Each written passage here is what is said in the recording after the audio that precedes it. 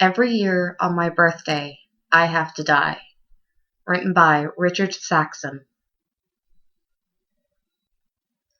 I died for the first time on the 18th of August, 2006. It wasn't particularly a pleasant death, nor was it the one that I expected. It was simply the random act of violence that destroyed my life, and it came out of nowhere.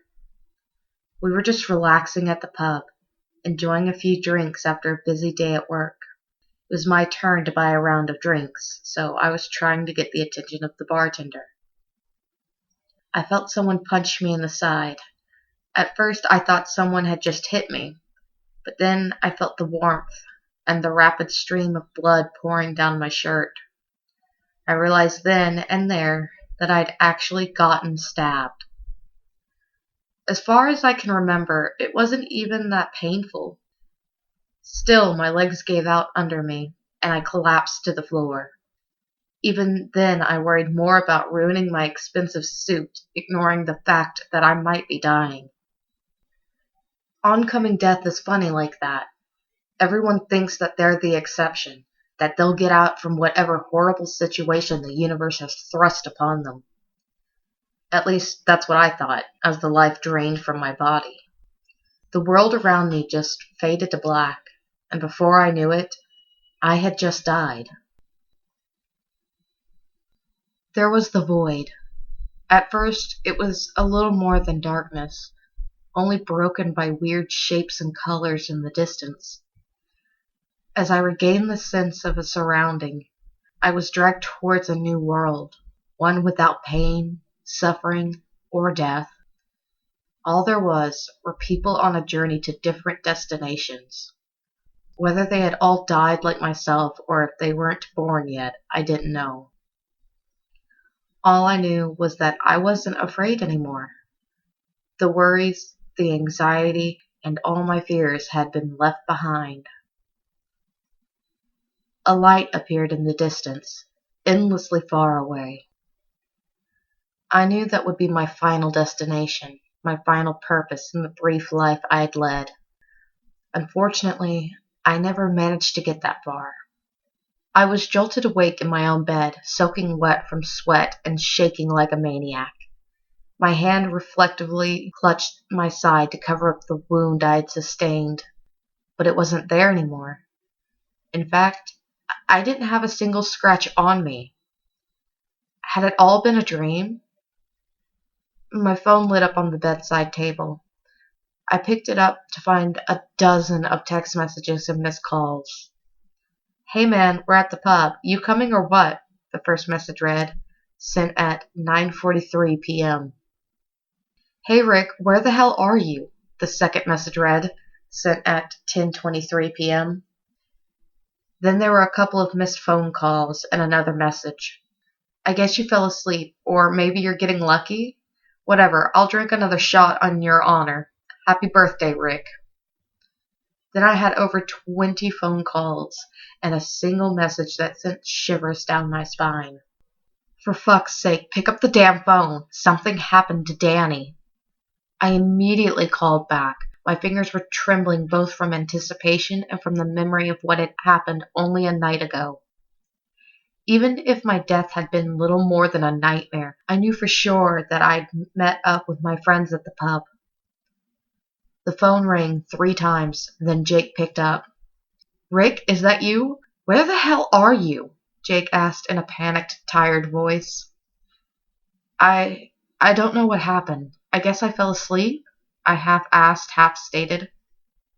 "Danny got stabbed last night," Jake said without listening to my explanation.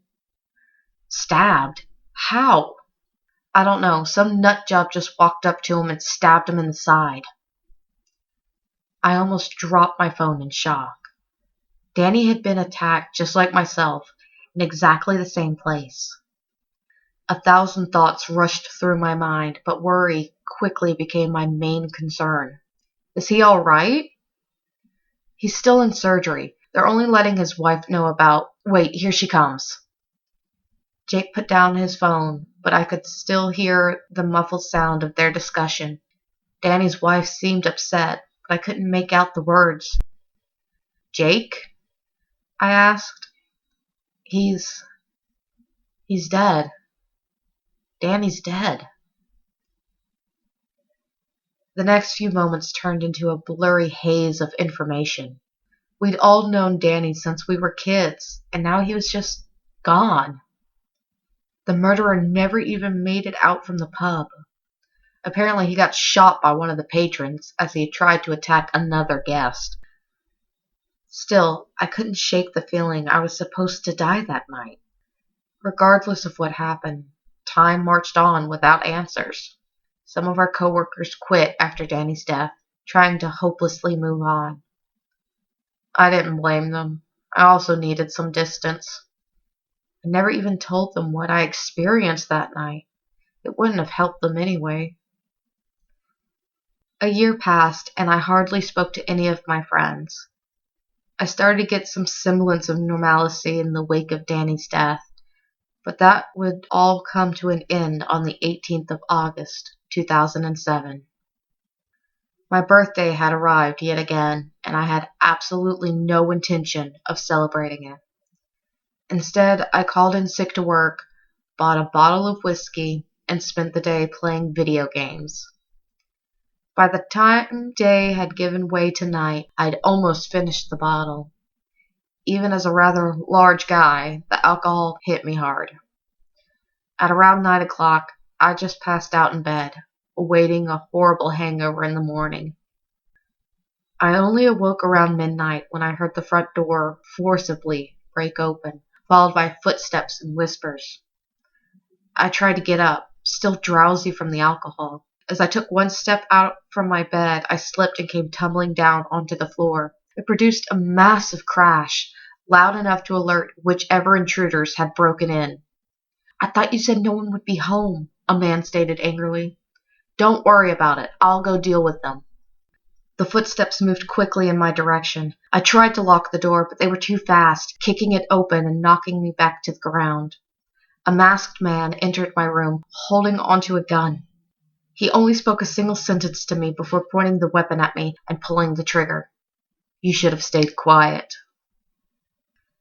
Unfortunately, the man was a horrible shot. He'd aimed at my head, but it hit me in my throat instead.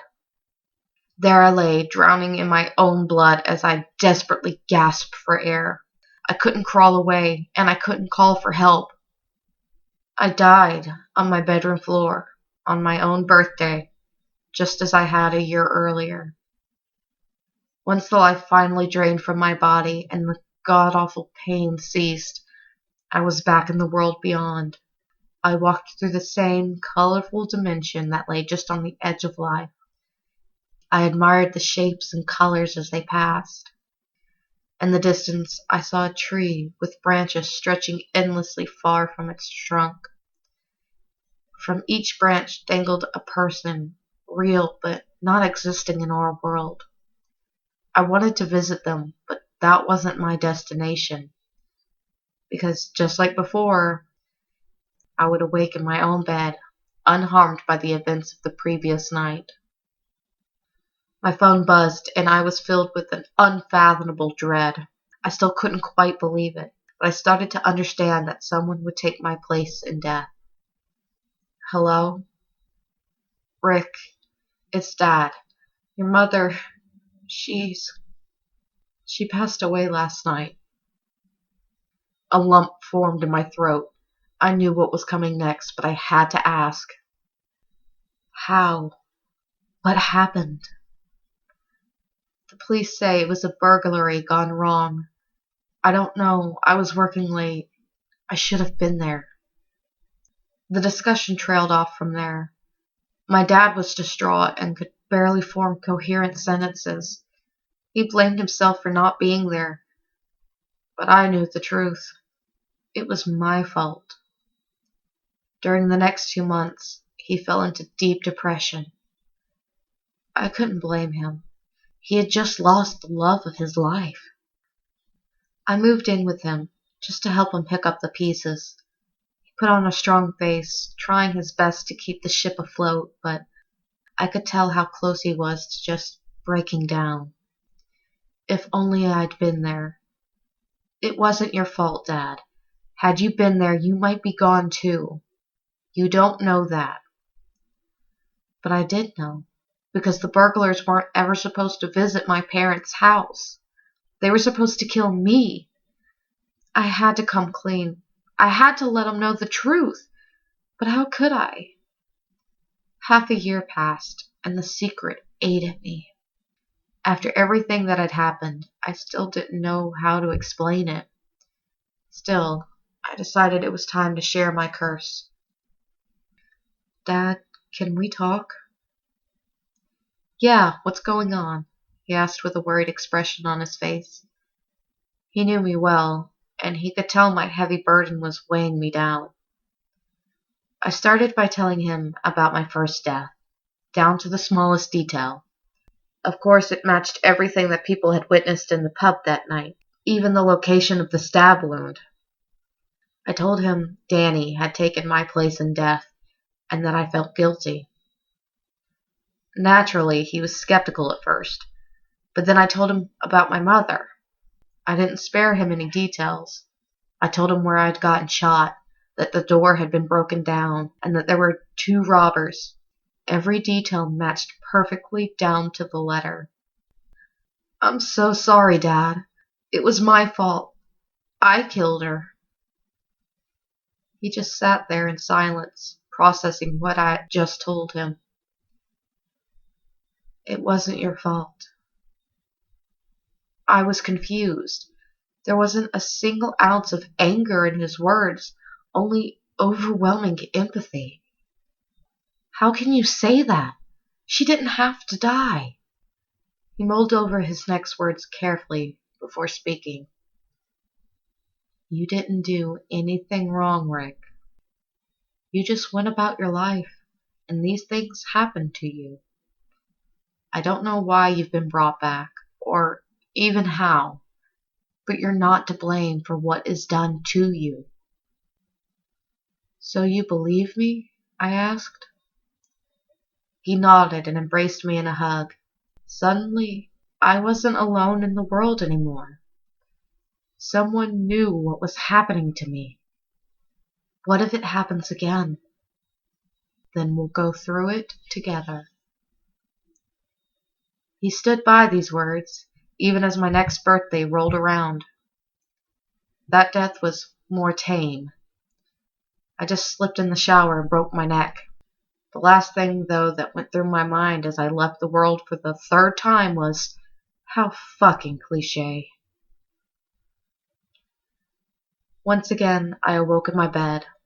I called out for my dad, making sure that he was still alive, horrified that he might have taken my place. I couldn't even breathe until he came rushing to my side, asking what had happened. I broke my neck, but I'm fine, I think. It took a while before I figured out who had taken my place that time. But once I heard that my boss had died, something broke inside of me. He was the kindest man that I had ever met, and just like myself, he'd slipped and broken his neck. That was the final straw. It wasn't some bizarre coincidence I could brush off, nor a premonition. I decided then and there that I couldn't live with the responsibility. I had to put a stop to it, even if it meant giving up my own life. I figured that if I took control over my own fate and killed myself outside of my own birthday, maybe I could prevent more people from dying. First, I left behind a long letter to my father, explaining why I had chosen to leave. I couldn't face him in person. I knew he'd just try to talk me out of it, but it was something I had to do. I couldn't allow any more people to die on my behalf. Alas, fate is a fickle bitch. No matter how hard I tried, I just couldn't end my own life. I tried hanging, but the rope broke. Then I tried to shoot myself, but the gun jammed. When that failed, I tried to drive my car into a tree, but I somehow survived that as well. Any attempt was met with failure. All I could do was wait for my next birthday and let someone die in my place. No matter how many times I tried, I could not die. I was a slave to destiny, and it was destroying me. In 2009, I was hit by a drunk driver, and my girlfriend took my place. In 2010, I drowned, and my kind neighbor had to go through that death. In 2011, I died from a brain aneurysm, which ended up killing my aunt. And so on and so on. Each year, I'd die, and a person close to me would take my place. I kept trying to find a way out, but fate wouldn't have it. Years went by, and on the 18th of August, 2019, I would die for the 14th time. I'd already fallen sick a week earlier, much to the doctor's confusion. According to each and every laboratory valve, I was fine, yet I kept getting sicker. My father and I both knew my time was near, but we also knew I'd be forcefully brought back. Then at midnight, on my birthday, my heart just gave out. I was jolted awake in my own bed, and the sickness was a little more than a distant memory. "Dad?" I called out. No response. I got out of bed, calling for him again, and I was met with silence. I didn't have to call out a third time. I already knew what had happened. I carefully walked into his room, horrified at what I knew would come. He was dead, just gone from a heart attack. He had taken my place, and I could do nothing to save him. The funeral came and went in a blur. The only noticeable thing was the missing seats from the people who had passed before him. Some of them had lived their own lives and died as nature intended, but a number of them were supposed to live on. Instead, they'd just taken my place in death. I inherited a number of things from my father. Among them, I found a letter addressed to me. It looked rather worn, so I could tell he'd written it a long time ago. Dear Richard, today is your birthday, and it has officially been a year since your mother passed. While I miss her greatly, I'm thankful to still have you around. I know that if she was given the choice, she would want you to live, and I feel the same way. We both know that I might one day take your place in death. Never doubt that I would happily give my life if it means that you may live. You didn't choose this curse, so never blame yourself. Just do what every person is supposed to. Appreciate the people around you, because you never know which day might be their last. I love you, Dad. Since I read that letter, I've been looking for a way out. My father might have wanted me to stay behind, but how can I live on knowing that I'm taking someone's place? I've long since left town, living by myself in a cabin somewhere away from people. Hopefully, if I have no one left that cares for me, people will stop dying. At least until I can figure out not only how to die, but how to actually stay dead. I'm sorry. Hey there, everyone. I want to say thank you so much for listening to this story today. It was a really sad one, you guys. Didn't even scare me. It just made me feel really, really sad. But there will be more frightening stories later on in the future. So if you like what you heard, please subscribe, comment, like, share it with your friends and family. And if you want to get notified every single time a new video comes up, hit that notification bell. That way you know when the next scary video is up and ready for you to watch and listen to.